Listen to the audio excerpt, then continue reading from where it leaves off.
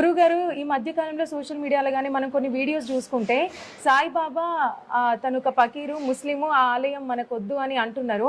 అది అంటే ధ్వంసం చేయడం కరెక్టేనా? చాలా మంది హిందువులు పూజిస్తూనే ఉన్నారు కదా సాయిబాబాను.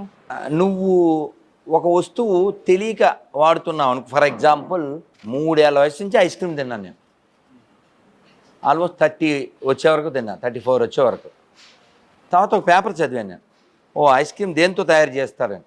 మానేసా. తెలియక మనం కొన్ని ఫాలో అవ్వచ్చు, తెలిసాక ఫాలో అవ్వకూడదు. త్యాగరాజ వారు ఏం చెప్పారంటే, తెలిసి రామ భజన సేయవే ఓ మనసా, తెలిసి రామ భజన సేయవే. మనం ఏ పని చేసినా తెలిసి చెయ్యాలి. సాయిబాబాని గౌరవించు, బట్ నాట్ పూజించు. ఎందుకని? ఆ పదానికి అర్థం లేదు, ఏ శాస్త్రంలోనూ మెన్షన్ చేసింది కాదు.